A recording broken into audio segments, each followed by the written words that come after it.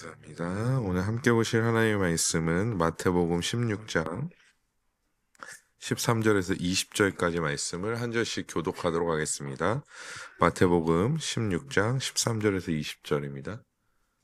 저 모니터 조금만 올려주셨으면 좋겠어요. 네, 마태복음 16장 13절에서 20절. 제가 먼저 13절 말씀 읽도록 하겠습니다.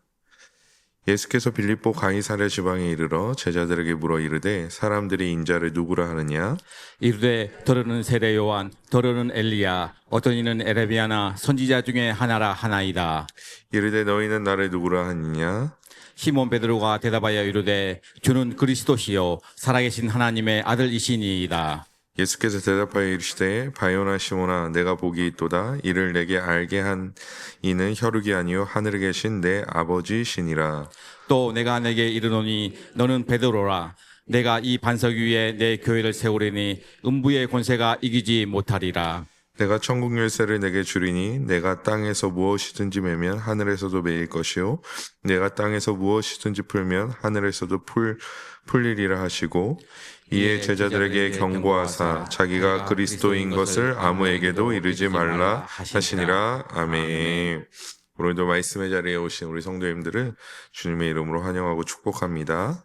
우리는 이제 성자 하나님 예수 그리스도에 대해서 함께 배우도록 하겠습니다. 이것이 단순히 지식이 아닌 이유는 우리가 사도신경 초반부에 고백했던 것처럼 나는 믿습니다. 그래서 크레도 그러면 무엇을 믿습니까? 우리가 앞에서 했던 것은 전능하신 하나님께서 천지를 창조하신 분이라는 사실을 믿습니다. 그러면 우리는 그런 하나님을 이제 믿는 하나님의 사람들이 되는 것이죠. 그러면 오늘부터는 나는 믿습니다. 무엇을 믿습니까? 이러한 그리스도를 예수 그리스도 성자 하나님을 믿습니다라는 것입니다.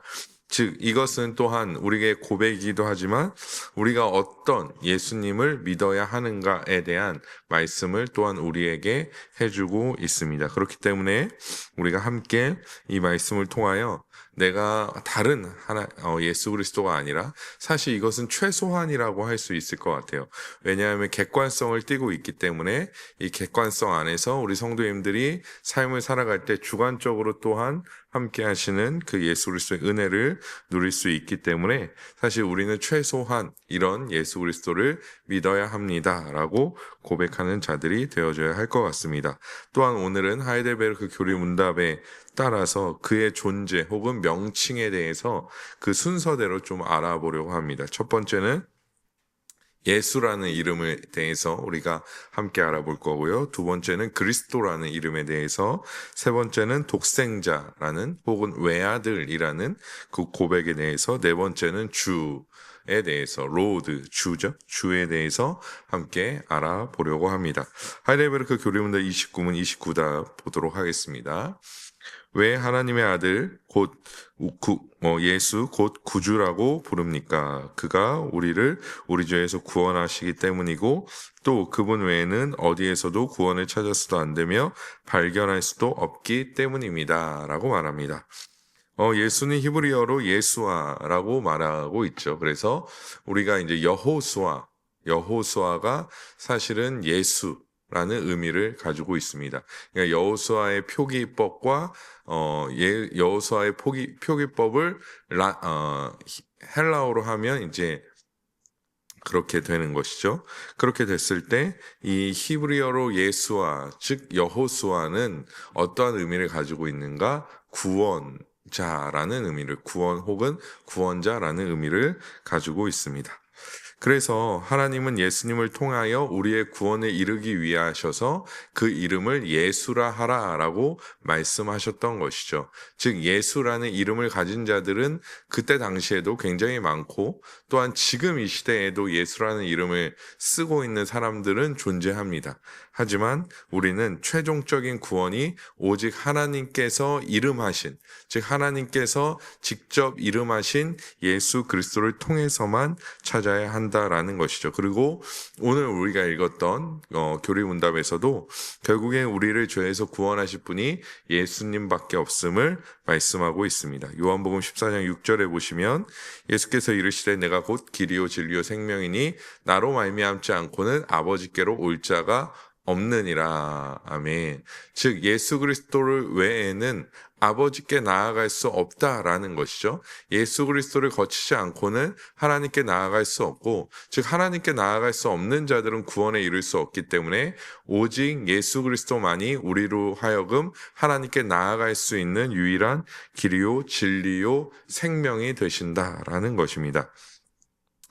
사실 우리는 이전에도 도르트 신도에서도 함께 살펴봤던 것처럼 아르미니우스 주의자들처럼 물론 그들이 예수 그리스도를 아예 부정하는 것이나 부인하는 것은 아니지만 예수 그리스도 외에 다른 조건을 제시해서는 안 된다라는 것을 함께 배웠습니다. 그것을 오늘 이 예수의 이름에서도 우리는 알 수 있는 것이죠. 하나님께서 직접 명하신 예수는 오직 우리가 알고 있는 예수 그리스도밖에 없기 때문입니다.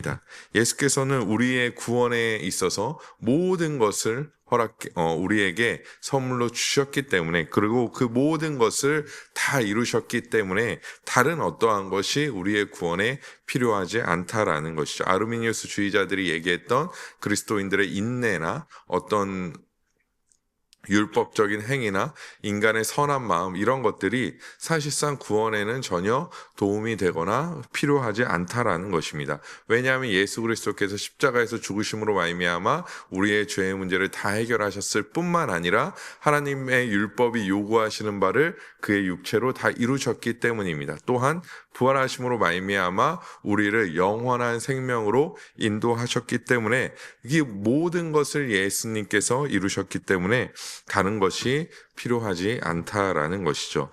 또한 인간의 힘으로는 그 모든 것을 이룰 수 없다라는 것입니다. 사실 세상의 많은 문제들은 이전에도 한번 말씀드렸지만 하나님의 일반 은총의 영역 안에서 많은 문제들이 해결되고 있습니다. 이제 암도 완전 정복 단계에 들어설 수 있다라고 말합니다. 어떤 미국의 유명한 사업가는, 우리가 알만한 사업가는 이제 돈을 모을 필요도 없다. 모든 사람들이 그냥 다 풍족하게 사는 그런 시대가 올 것이다 라고 이야기하기도 합니다. 수술도 로봇이 의사를 대체할 수 있고 더 명확하게, 더 세밀하게 할 수 있는 시대가 도래했습니다. 우리는 그것을 누리면서 살아도 됩니다. 왜냐하면 하나님의 일반 은총의 영역 아래 있기 때문에 인간이 하지 않는다고 해서 우리가 그것을 거부하거나 그러지 않아도 된다라는 것이죠. 그것을 모두 다 누리면서 살아도 됩니다. 하지만 죄의 문제는 다르죠. 죄의 문제는 아무리 시대가 발달한다고 해도 로봇이 죄의 문제를 해결해 줄 수는 없습니다. 또한 우리의 구원의 문제도 마찬가지입니다.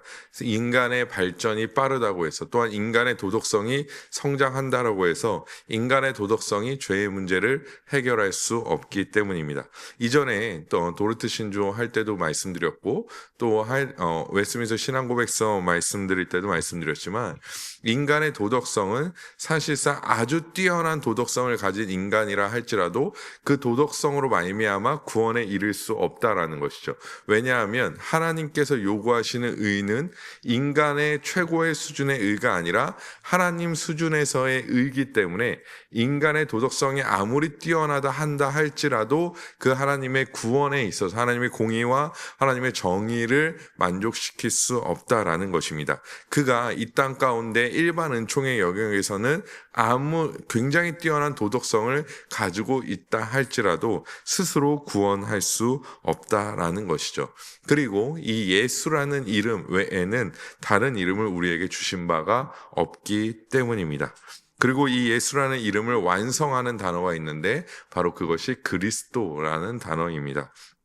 우리가 이미 앞에서도 몇 번씩 강조드렸듯이 이 그리스도라는 이름은 기름 부음을 받는 자라는 의미를 가지고 있죠. 그래서 예수와 그리스도가 결합되었을 때는 구원자로서 기름 부음을 받은 자다라고 말씀할 수 있습니다. 즉 앞에서도 말씀드렸듯이 하나님께서 직접 세우신 구원자, 하나님께서 인정하신 구원자, 임명하신 구원자라는 의미를 가지고 있습니다. 즉 아까도 말씀드렸듯이 예수라는 이름은 누구나 가질 수 있죠.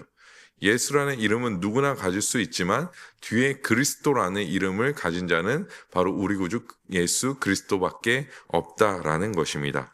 또한 우리는 오늘 이 그리스도라는 이름 가운데 기름 부음을 받은 자를 조금 더 떠나서 그리스도의 삼중직에 대하여 함께 살펴보려고 합니다. 구약 시대에 기름 부음을 받는 직분은 총 3가지가 있었죠. 그것은 왕과 선지자와 제사장이었습니다. 그래서 예수 그리스도의 삼중직이라고 할 때는 예수 그리스도가 왕 되시고 예수 그리스도가 제사장 되시고 예수 그리스도가 선지자 되신다라는 것을 말하고 있는 것이죠. 우리가 이것을 잘 기억해야 합니다. 우리가 그리스도를 고백할 때는 이 고백도 함께 그 안에 함축적으로 담겨 있기 때문이죠. 그래서 교리문답 31문 31답을 보면요.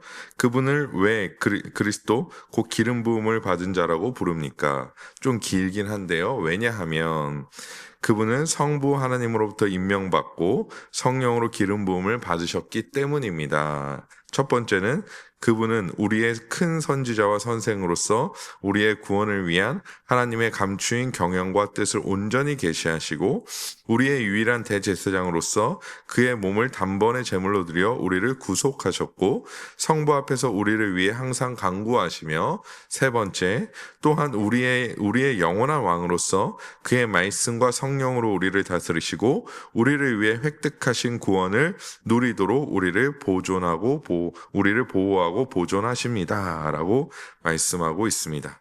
즉 성부께서 세우시고 성령으로 기름 받은 예수 그리스도는 우리 가운데도 지금 이 시간에도 우리 가운데 왕과 제사장과 선지자, 순서는 중요하지 않고요. 이렇게 삼중직으로 계신다라는 것입니다. 먼저 예수 그리스도는 선지자 되시는 줄 믿습니다. 그래서 제가 방금 전에 믿습니다라고 고백한 이유는 우리가 앞에 크레도, 즉 나는 믿습니다 할 때 나는 예수가 그리스도 되신 것을 믿습니다의 세부 사항으로서 나는 예수가 그리스도 되셨는데 우리의 선지자로 계신 것을 믿습니다 라는 표현이 우리가 아주 빠르게 고백하는 그 고백 안에 담겨져 있다라는 것입니다.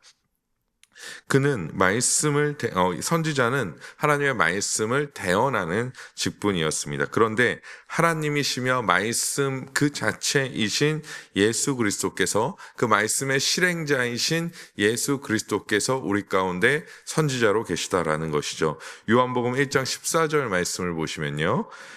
말씀이 육신이 되어 우리 가운데 거하심에 우리가 그의 영광을 보니 아버지의 독생자의 영광이요 은혜와 진리가 충만하더라. 아멘. 즉 말씀이 육신이 되어 우리 가운데 거하신다라는 것입니다. 그가 선지자로서 우리에게 끊임없이 말씀하신다라는 것이죠. 그의 말씀은 하나님의 말씀이시며 그의 말씀은 성부의 말씀이시고 또한 그의 성부의 모든 계획과 섭리를 이미 이 성자께서 알고 계시기 때문에 그가 우리 가운데 말씀하시는 그 모든 말씀이 우리에게는 진리이며 우리가 마땅히 따라야 할 길이라는 것을 우리는 알아야 한다라는 것입니다. 즉 성자의 말씀이 율법이 되고 또한 그 자체로 진리라는 것을 우리는 고백해야 한다라는 것이죠. 그래서 예수 그리스도는 우리 가운데 선지자로 계시고 말씀으로 우리에게 말씀하신다라는 것입니다. 그만큼 우리는 하나님의 말씀을 들을 때 이것을 단순히 그냥 하나님의 말씀이지라고 그냥 생각하는 것을 조금 더 넘어서서 선지자이신 예수 그리스도께서 우리에게 말씀하신다라는 믿음으로 고백해야 한다라는 것입니다. 또한 그는 왕이 되십니다. 하나님의 백성들을 자신에게 주신 백성들을 통치하시고 다스리십니다. 하지만 그는 칼과 힘으로 통치하시고 다스리시지 아니하시고 공의와 정의로 다스리시며 말씀과 성령으로 우리를 다스리시는 왕이십니다. 물론 예수 그리스도께서 칼과 힘으로 통치하실 수 있는 권세가 없으셔서 그런 것은 아닙니다. 우리가 잘 알다시피 예수께서 잡혀가실 때에 베드로가 말고의 귀를 자르죠. 그러면서 예수께서 베드로에게 뭐라고 말씀하셨습니까? 내가 천군 천사를 보내어 이들을 물리칠 수 있는 것을 너가 알지 않느냐. 내가 하지만 그런 것으로 하나님의 뜻을 이루려 하는 것이 아니다라고 말씀하셨죠. 즉 예수 그리스도는 모든 것에 능하신 하나님이시기 때문에 충분히 그런 일들을 하실 수 있는 분입니다. 하지만 그것이 하나님의 공의와 정의에 합당하지 아니하고 그것이 성자의 뜻뿐만 아니라 삼위일체 하나님의 뜻에 합당하지 않기 때문에 그렇게 하시지 않는 것이죠. 즉 예수 그리스도는 왕으로서 우리를 통치하시는데 어떻게 통치하시냐면 그의 공의와 그의 정의와 또 그 공의와 정의에 합당한 그의 말씀으로 또한 성령을 통하여 하나님의 백성들을 통치하시고 다스리신다라는 것입니다. 또한 우리가 알아야 할 것은 그는 이미 승리하신 왕이 되신다라는 것이죠. 즉 무덤의 권세, 어둠의 권세, 죽음의 권세를 모두 다 깨고 마귀 사탄의 모든 권세를 깨고 이미 승리하신 분이 바로 우리 구주 예수 그리스도시며 그가 우리의 왕이시며 그 승리를 우리의 것으로 여겨주셨다라는 것입니다. 그렇기 때문에 그분이 우리를 통치하실 때, 예수께서 우리를 통치하실 때 우리는 이미 승리하신 왕으로서 예수 그리스도의 통치를 받아 누리는 자들이 되어져야 할 줄 믿습니다. 또한 그는 제사장 시기에 성부와 우리 사이에 유일한 중보자가 되십니다. 물론 그 앞에 우리가 먼저 살펴볼 것은 단번에 자신을 제사장이지만 단번에 제물로서 자신을 드렸다라는 것입니다. 히브리서 9장 12절 말씀 보시면 염소와 송아지의 피로 하지 아니하고 오직 자기의 피로 영원한 속죄를 이루사 단번에 성소에 들어가셨느니라. 아멘.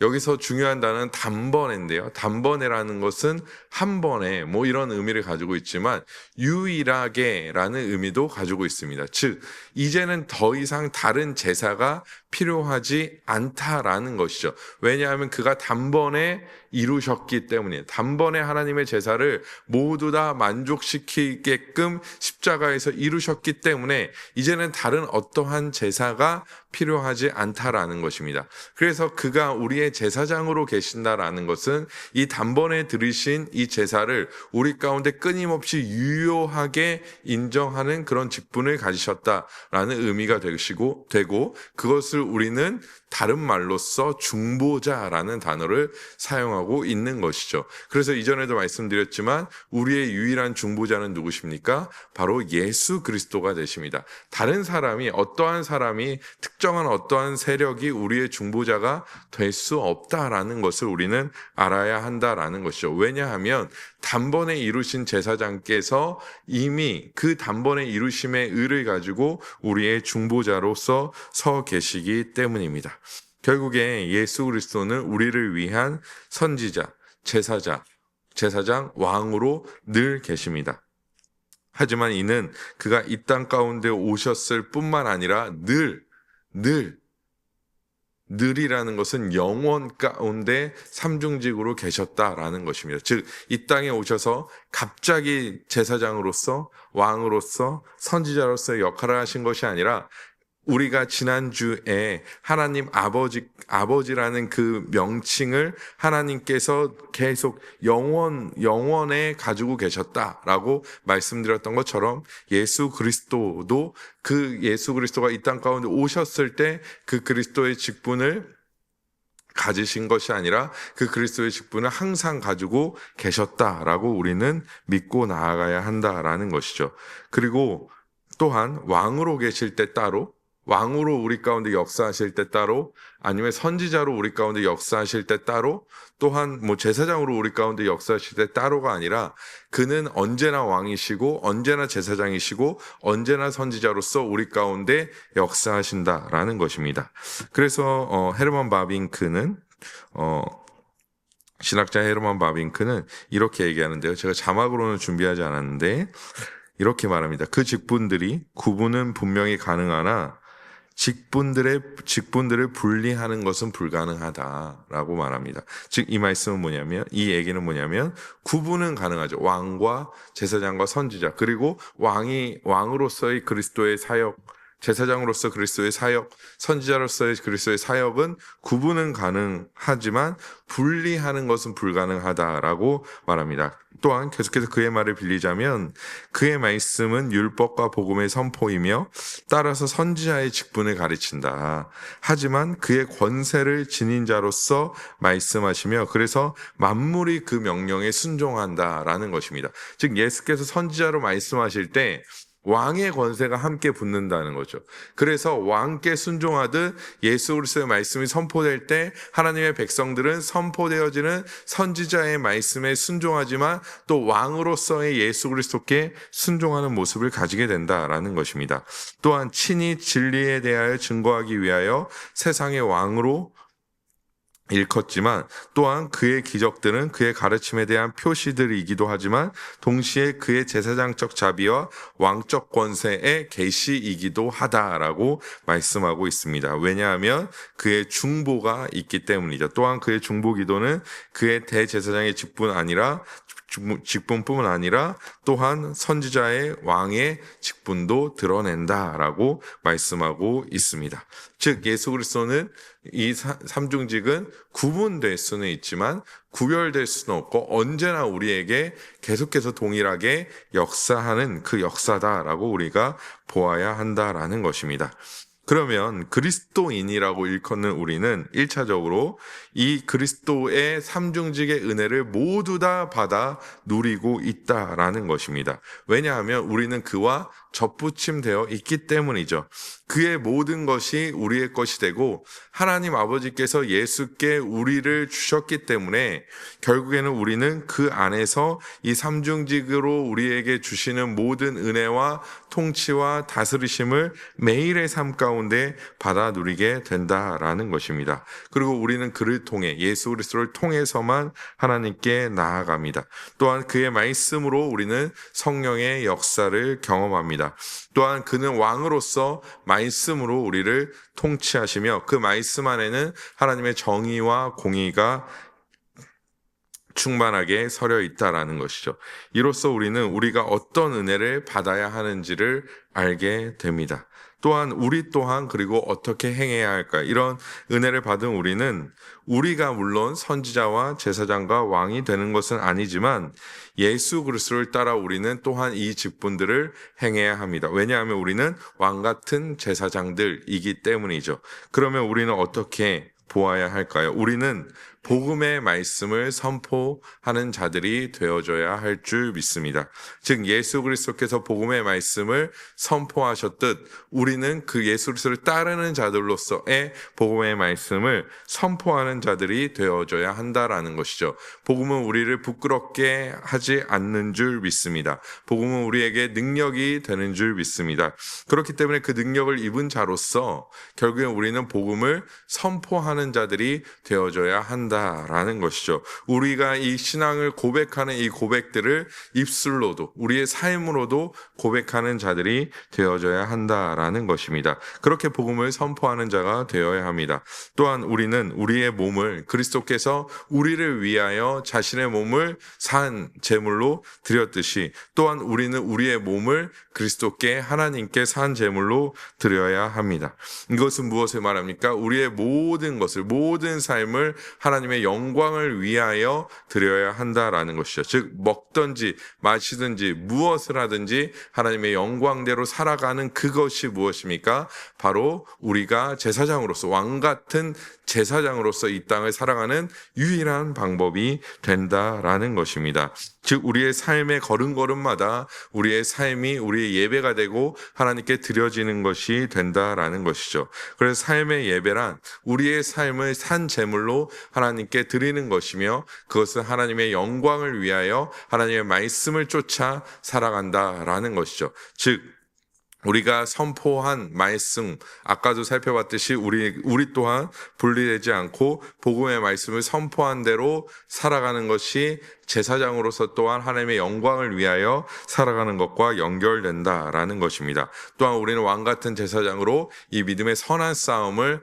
끊임없이 싸워가야 한다라는 것이죠. 그런데 패배할 수도 있는 가능성을 두고 쌓아가는 것이 아니라 이미 승리를 우리에게 허락해 주신 예수 그리스도를 의지하여 우리는 믿음의 선한 싸움을 끊임없이 싸워가야 한다라는 것입니다. 그리고 이 모든 것은 우리의 삶의 열매로 나타나게 된다라는 것이죠. 그렇기 때문에 우리는 우리의 삶을 하나님께 드리는 믿음으로 말미암아 하나님의 뜻대로 살아가는 자들이 되어져야 할 줄 믿습니다. 즉 무언가를 얻어내기 위해서, 무언가를 내 스스로 충족하기 위해서 하나님의 뜻대로 살아가는 것이 아니라 이 그리스도의 삼중직의 은혜가 우리 가운데 늘 있고, 또한 우리 또한 왕 같은 제사장으로 섰기 때문에 우리는 이에 합당한 자로서의 삶을 하나님께 드리는 자로서 온전히 살아가야 한다라는 것입니다.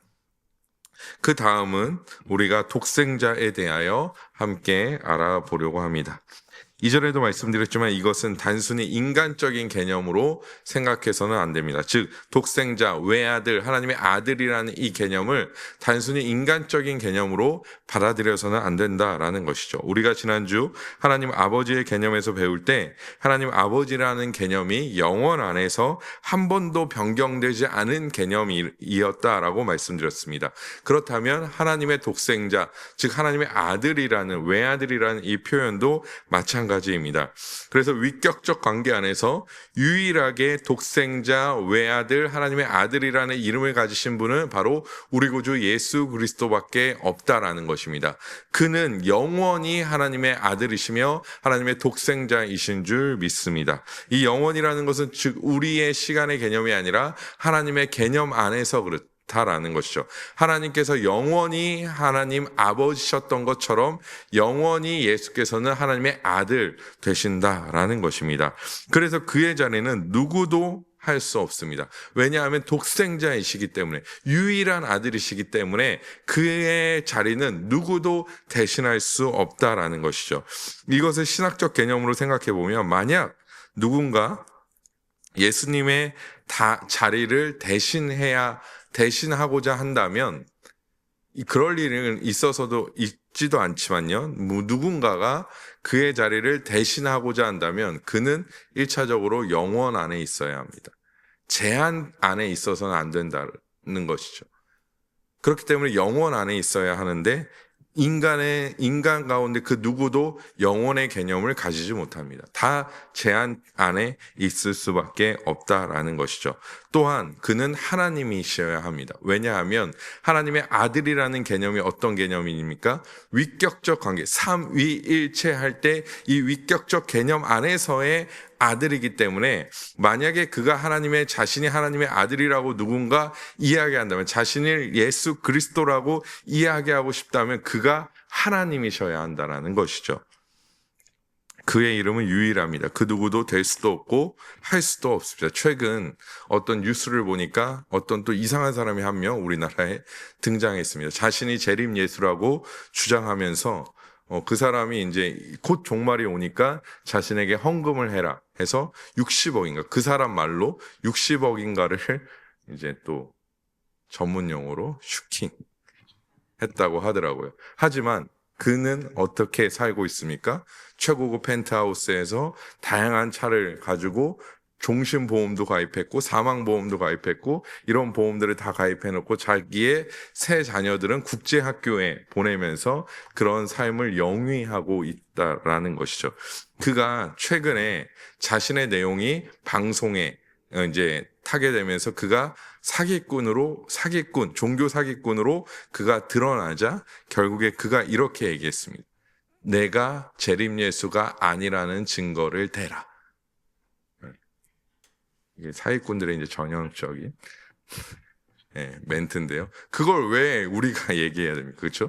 자기가 재림 예수라는 증거를 드러내야 되는데, 사실 이 땅에는 그 사람 말고도 이미 수많은 재림 예수들이 존재했습니다. 제가 몇 년 전에, 한 3년 전에 전에 사역했던 교회에서 이 이단 특강을 할 때, 그때 당시 조사했을 때 우리나라의 재림 예수만 한 30명, 우리나라의 예수님이 한 30명 정도 존재한다고 합니다. 그러니까 우리가 모르는 예수님이 그만큼 많은 거죠.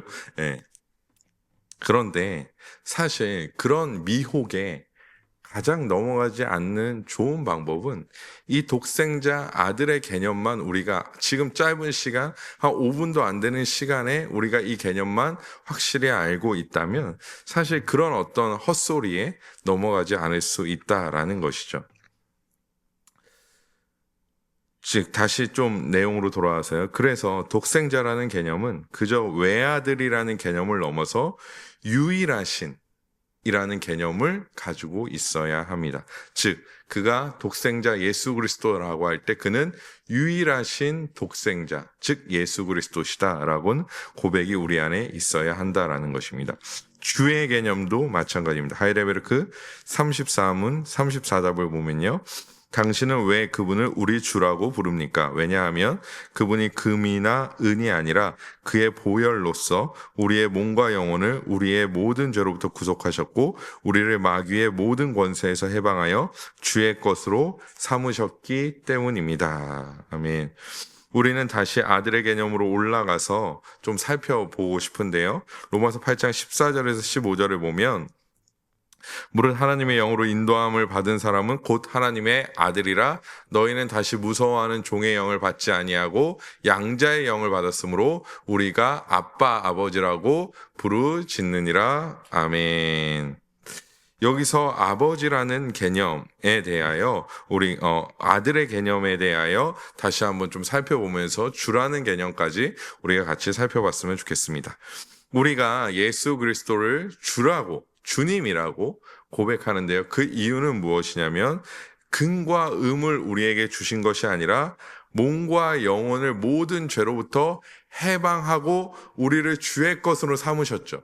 근데 단순히 주의 것으로 삼으신 것뿐만 아니라 이 주의 것으로 삼으셨다라는 개념은 결국에 우리에게 양자의 영을, 즉 하나님의 자녀로서의 삶을 살게 해주셨다라는 것입니다. 이제 우리는 그리스도의 날개 그늘 아래서 그리스도의 옷 입은 자로서 살아가게 된다라는 것이고, 덧붙여서 예수 그리스도를 통하여 하나님께서 우리에게 주시는 모든 은혜를 누리게 되는데, 그것은 왜 그렇습니까? 우리가 주의 것이기 때문이라는 것이죠. 여러분 기억하십니까? 하이레베르크 교리문답 1문 1답이 무엇입니까?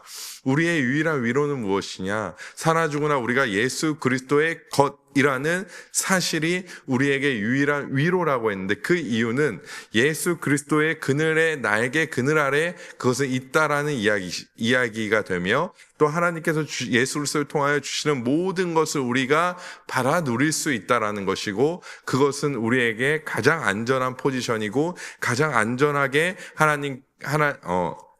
유일하게 안전하게, 가장이라는 표현보다는 유일하게 안전하게 우리가 하나님의 자녀로서 하나님께서 주시는 모든 것, 거기에 무엇이 포함되어 있죠? 영생이라는 것이 포함되어 있죠. 영원한 생명을 받아 누릴 수 있게 된다라는 것입니다. 즉 우리가 예수 그리스도의 것이 아니면 우리는 하나님의 자녀일 수도 없고요. 우리가 예수 그리스도의 것이 아니면 우리는 영생을 받아 누릴 수도 없다라는 것입니다. 즉 예수 그리스도께서 우리에게 이런 은혜를 베풀어 주셨기 때문에 하나님께서 우리에게 예수 그리스도를 통하여 그 모든 특권을 허락해 주시고, 그 가장 좋은 특권 중에 하나가 무엇이냐면 바로 우리 또한 하나님의 자녀, 즉 하나님의 아들이라는 개념을 가지게 되었다라는 것입니다. 즉 그 아들의 개념을 가지게 된 것은 결국 모든 특권을 예수 그리스도와 함께 누리게 된다라는 것입니다. 하지만 우리가 여기서 주의해야 할 것 한 가지는 무엇이냐면, 이렇게 우리가 예수 그리스도의 것이 되어서 예수 그리스도로부터 나오는 모든 것을 받아 누리고 우리가 또한 하나님의 자녀가 되고 하나님의 아들이라는 특권을 가지지만, 다른 것이 있는데 우리의 아들의 개념과 예수 그리스도의 아들의 개념은 본질적으로 다르다라는 것이죠. 이 본질적으로 다르다는 개념은 이렇게 이해하시면 됩니다. 그는 창조주이시고 우리는 피조물입니다. 우리가 아무리 하나님의 주 예수 그리스도의 것으로 하나님의 자녀가 되었다라고 얘기한다고 한들 우리는 피조물에서 벗어나지 못한다라는 것이고, 그럴 일이 절대 일어나지 않겠지만 하나님께서 택한 백성에게 예수 그리스도의 옷을 입혀주셨는데, 이 옷을 벗기신다면 우리의 죄악이 바로 드러나서 하나님께서 우리에게 진노를 내리셔도 우리는 전혀 이상하지 않은 그런 존재들이라는 것이죠. 그래서 우리가 이신칭의라는 단어를 생각해 보시면, 혹은 득의라고도 사용하긴 하는데요. 저는 칭의라는 개념을 더 좋아하는데, 그건 무엇입니까? 믿음으로 말미암아 의롭다고 불러주시는 거죠. 그러니까 잘 생각해야 하는 것이, 우리 그리스도인들이 잘 생각해야 하는 것이, 우리가 의로워진 게 아닙니다. 그러니까 완전한 존재가 된 것이 아니죠. 의롭다라고 불러주시는 겁니다. 지금이라도 예수 그리스도의 중보하심이 치워진다는 표현보다는 사라진다면, 우리는 바로 하나님의 진노를 받아도 아주 마땅한 존재들이라는 것이죠. 즉 의롭다라고 불러주신다라는 것입니다. 자녀도 마찬가지입니다. 그래서 자녀라는 개념, 아들이라는 개념, 하나님의 아들이 된다라는 개념도 이것이 그리스도와 동일하게 여김을 받아서는 안 된다라는 것이죠. 이를 돕기 위해서 우리가 잘 아는 너는 내 아들이라 라는 찬양이 있습니다. 너는 내 아들이라. 이게 어디 등장하죠? 죄송합니다. 물 한 잔. 우리 시편으로 시작하는 편, 금요일 밤에 기도학교. 지금 시편 이제 10편이 됐으니까 2편 정도는 이제 목사 2편에 나오죠. 2편. 너는 내 아들이라. 저도 이거 중고등학교 때 이제 제가 한창 많이 불렀던 찬양입니다. 고등학교 때 특별히 제가 이제 많은 은혜를 받고 막 대학교 때 가서도 막 이게 약간 그런 게 있더라고요. 수련회 같은 데 이제 가면 다른 찬양 막 부르다가 이게 좀 애들이 좀 이게 안 뜨거운 것 같으면 이제 인도자들이 너는 내 아들이라 한번 이제 딱 분위기 깔면서 한번 이제 부르면요. 뭐 다 웁니다. 다. 뭐 외로웠던 애들, 힘들었던 애들, 막 수련회 이런 애들이 막 펑펑 울죠. 왜냐하면 막 하나님께서 너 내 아들이고 내가 너를 낳았고 내가 십자가 고통으로 너를 했고 막 이런. 근데 사실 그 가사 자체가 비성경적이지 않습니다. 비성경적이지 않은데요. 사실 시편 2편은 우리가 잘 알다시피 시편 2편은 메시아 시편이라고 분리됩니다. 메시아 시편이라는 건 뭐냐면 간단하게 말하자면 예수 그리스도를 가리키고 있다라는 거죠. 그래서 여기서 말하는 너는 내 아들이라는 개념은 사실 예수 그리스도를 가르치는 개념입니다. 예수 그리스도를 1차적으로 가리키는 개념이라는 것이죠. 그래서 시편 2편에서 말하는 아들이라는 개념은 우리 구주 예수 그리스도를 말한다는 것에는 타협할 여지가 전혀 없습니다. 이것을 우리가 그의 아들이라는 개념으로 받아들이기보다는 1차적으로 그 개념으로 받아들여서는 안 되고요. 그렇게 고백하는 시편 2편 7절인가에 나오는 이 아들이라는 개념은 예수 그리스도를 지칭하고 있는 개념이죠. 1차적으로는 무조건 그렇습니다. 그래서 보수적으로 보면 사실 이 우리가 불렀던 너는 내 아들이라 라는 찬양은 하나님께서 우리에게 위로해 주시고 힘 주시고 다시 일으켜 주시는 어떤 그런 찬양으로서 부르기는 좀 적합하지 않다라고, 좀 조심스럽긴 하지만요, 적합하지 않다라고 보고 있습니다. 왜냐하면 1차적으로 오늘날 내가 너를 낳았다라고 할 때 우리가 웨스트민스터 신앙고백서 할 때 배웠죠. 성자께서는 성부에게서 나신다라는 개념에서 말할 때 내가 오늘날 너를 낳았다라는 개념을 말하고 있다라는 것이죠. 그래서 이 시편의 개념을 가져와서 사실 교리학자들이 성자는 성부로부터 나신다라는 개념을 완성시킨 것이죠.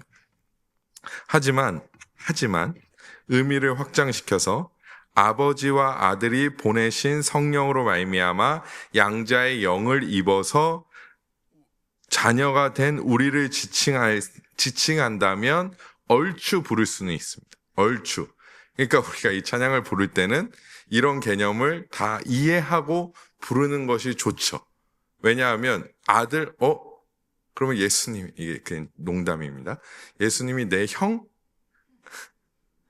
뭐 오빠? 막 이렇게 될 수 있잖아요. 근데 그런 개념이 아니라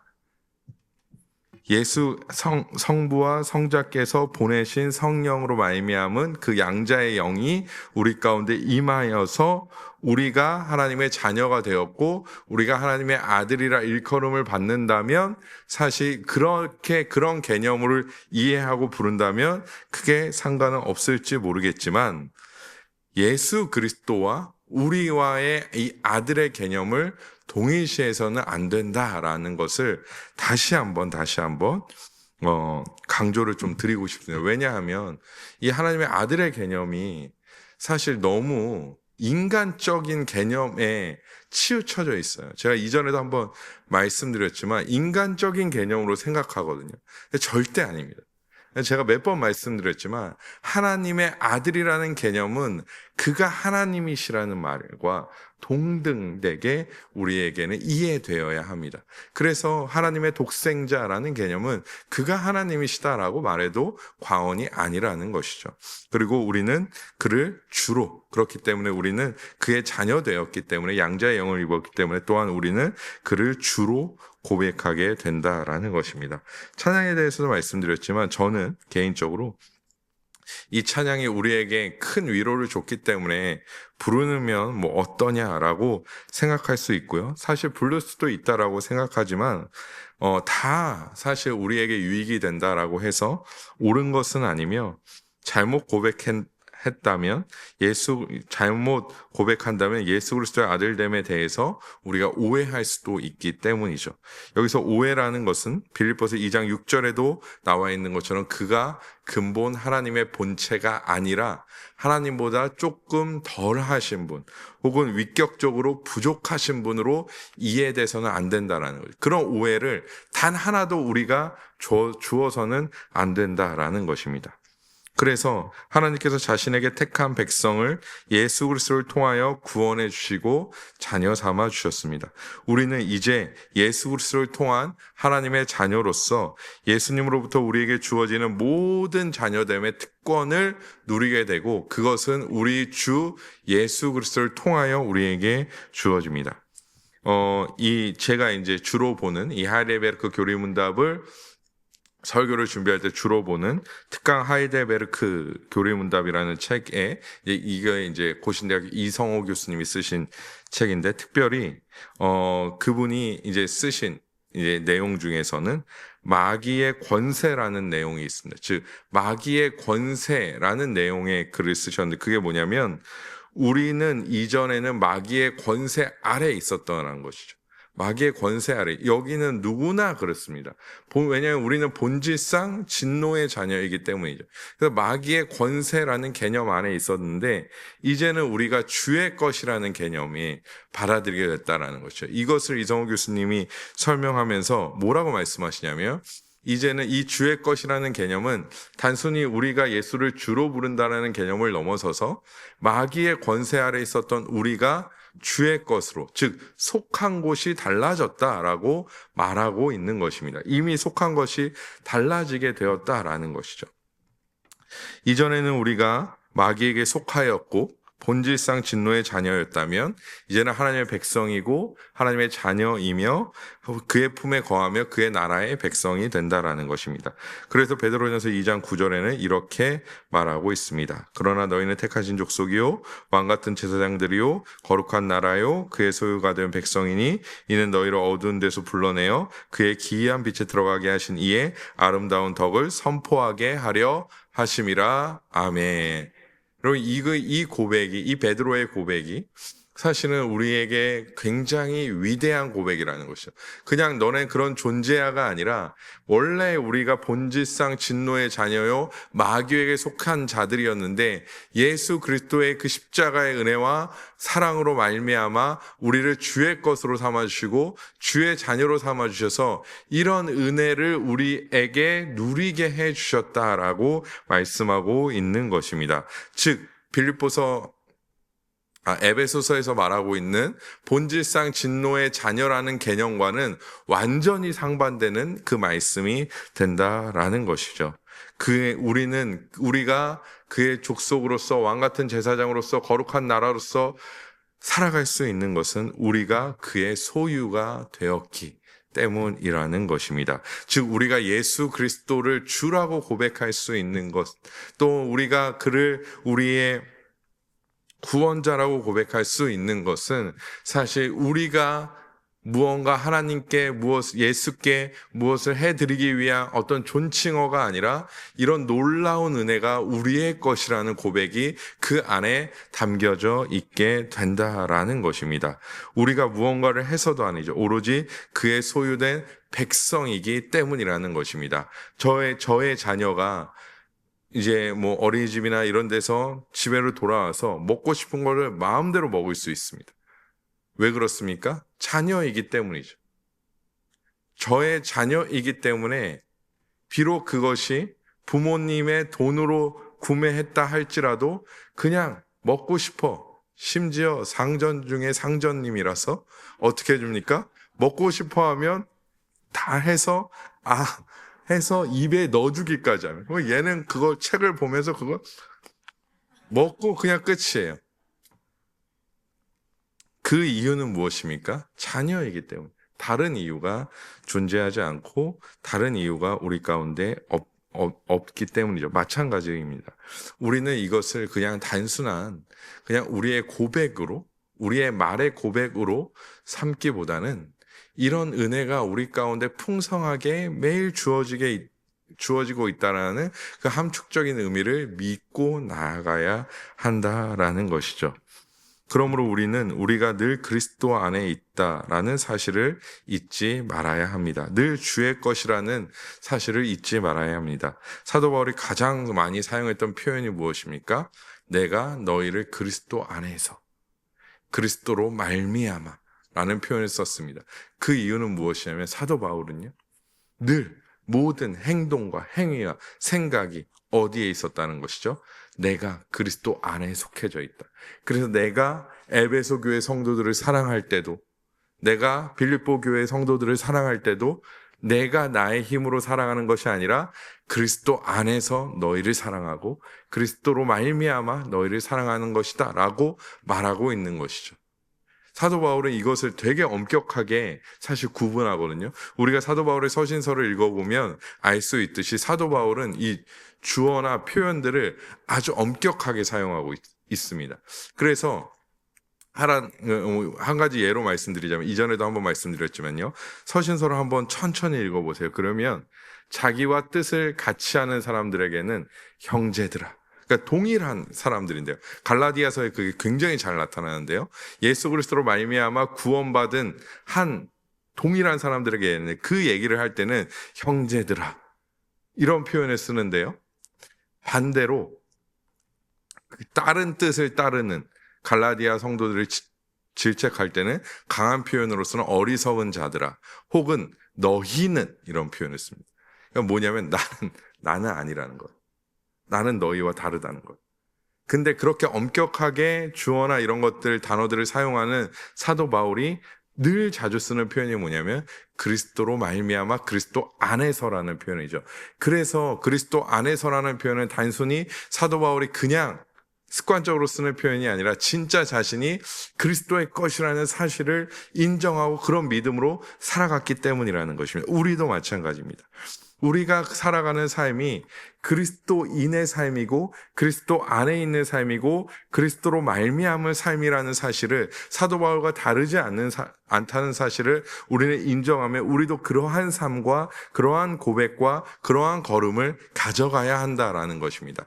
이 고백 안에는 예수를 주라고 고백하는 이 고백 안에는 그런 삶의 결단들이 하나하나 우리 가운데 따라오고 있다라는 사실을 우리는 인지하고 살아가야 한다라는 것이죠. 무언가 우리의 결단이 중요해서가 아니라 이것이 무언가를 이루어가서가 아니라 우리가 그런 존재이기 때문이라는 것이고 우리가 그런 존재로서 부르심을 받았기 때문에 우리가 그리스도 안에서 그리스도로 말미암아 주의 것으로 살아가는 것이 아주 마땅하다라는 것이죠. 오히려 그렇게 살아가지 않는 것이 우리에게는 불합리하고 잘못된 것이고 그것을 우리는 다른 말로 바꾸어 죄라고 말하고 있는 것입니다. 그렇기 때문에 우리는 예수 그리스도를 주로 고백하면서 그에 합당한 삶의 모습을 가지고 살아가야 한다라는 것입니다. 마지막으로 말씀을 줄이면서 오늘 사도 베드로는 시몬 베드로는 마태복음 16장 16절에 주가 그리스도이시며 살아계신 하나님의 아들이라고 고백합니다. 사실 우리가 오늘 배웠던 내용에 함축적으로 이 문장 안에 다 담겨져 있죠. 주와 그리스도시고 살아계신 하나님의 아들이라는 이 문장이 이 고백이 우리가 사도신경 때 하는 이 고백이 바로 사도 베드로의 고백이 되고 예수께서 뭐라고 말씀하십니까? 그 위에 내가 교회를 세우겠다라고 말씀하고 있습니다. 우리는 모두 다 교회로 부르심을 받은 자들임을 믿습니다. 그렇기 때문에 우리는 이 고백이 우리의 삶을 지탱해주고 우리의 삶의 기준이 되고 우리의 삶의 아주 기초라는 사실을 잊어서는 안 됩니다. 그렇기에 우리는 이 말씀을 이 신앙 고백을 매일매일 하면서 내가 예수 그리스도를 고백하며 그가 하나님의 아들이심을 고백하며 그가 우리의 주되심을 고백하는 자로서의 삶을 살아가야 한다라고 고백하며 또한 그렇게 살아갈 수 있는 우리 모든 아델포유교회 성도님들이 되시기를 주님의 이름으로 간절히 소망합니다.